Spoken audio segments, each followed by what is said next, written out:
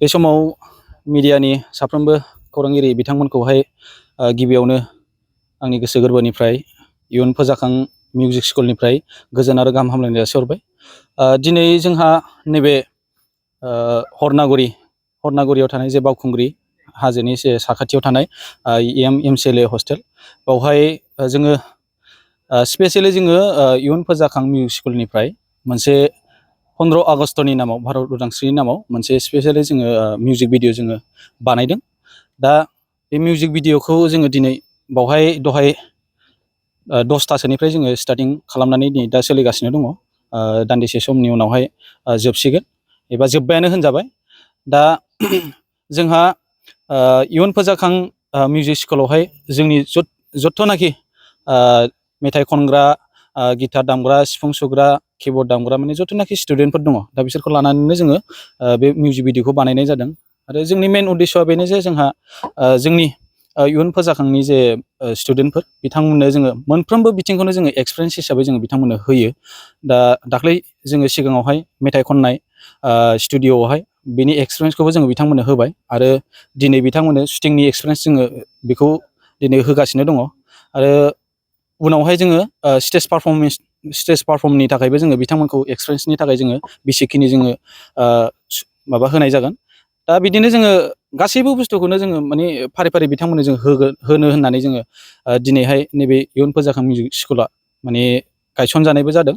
आरो जोङो फ्रेन्डलि बिथांमोनजों, माने जायफोर स्टुडेन्ट बिथांमोनजों जोङो फ्रेन्डलि जानानै जोङो स्कुलखौहाय माने फ्रेन्डलि हिसाबै जोङो फोरोंनो होननानै जोङो गायसननाय जादों बे स्कुलखौ।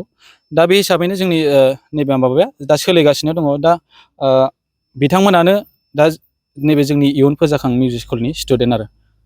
दा नैबे माबाया नैबे जे मेथाइ, बे मेथाइआ जोंहा 12 थारिख खालि रिलिज जागोन आरो जोंनि इयुन फोजाखां मिउजिक स्कुलनि जे फेसबुक, इउटुब चेनेल दङ, जों बाहायनो आपल'ड खालामनाय जागोन।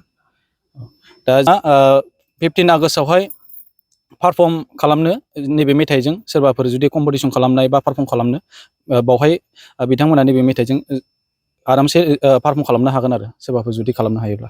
मेथाइआबो नोंथांमोननि स्कुलनिफ्रायनो? औ, मेथाइआ जोंनि स्कुलनिफ्रायनो सुजुनाय, जोंनि स्कुलनि गथ'फ्रानो रोजाबनाय, माने दामनायाबो जोंनि स्कुलनि गासैबो मेम्बारफ्रानो गासैबो माबाजोबनाय आरो, खालामजोबनाय।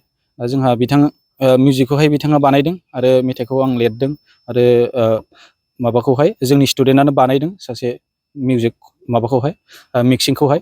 दा बेबायदि आरो, दा जोंनि गासैबो माबाखौनो जोंनि स्टुडेन्टफ्रानो गासैबो मावजोबगोन आरो।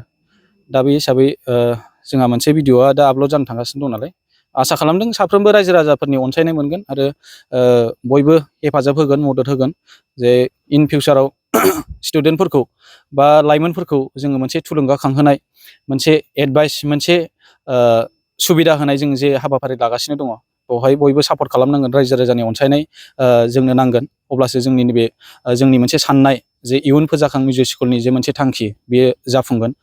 रायजो राजाया मदद खालामाबा, रावबो जुदि हेफाजाब होआब्ला माने जाफुंनाय नङा। दा बेखायनो आङो बयखौबो खावलायबाय जे नैबे जोंनि साननाय, बे थांखि इयुन फोजाखां मिउजिक स्कुलनि बिनि बे थांखिफोरखौहाय जाहाथे बयबो जाफुंसार होनायाव मदद खालामो बा अनसायो, आं बेखौनो मिजिंथिबाय। जिहेथु इयुन फोजाखांनो थाखाय फरायसाफ्रा हाबनो थाखाय माबा रोंगौथि जानांगौ? औ, जोङो ओरैबायदि खालामदों, जोंनि इयुन फोजाखां मिउजिक स्कुला बावहाय जोङो बैसोबो जोङो लिमिट खालामनाय जायाखै, खुनु गिदिर उन्दै जोंहा बाहाय लिमिट खालामनाय गैया। आरो इडुकेसननि लाइनावबो जोङो बेखौ जोङो बिदि माबा दोननाय जायाखै आरो। जाय गोसो फैनानै लाफैनो हागोन, उन्दै गिदिर। जोंनियावहाय नै सार बिथांमोना दङ, बिथांमोनाबो गभमेन्ट साख्रि मावनाय, आरो गोबां जोंहा गभमेन्ट साख्रि मावनायफोर दङ, गिदिरफोर दङ, आरो फंबायमोन दङ फरायफुनाय, बा सोरबा स्कुल गारनाय, गोबां मानसिफोर दङ जोंनि माबायावहाय, माने सोरबा फरायनाय, सोरबा फरायै।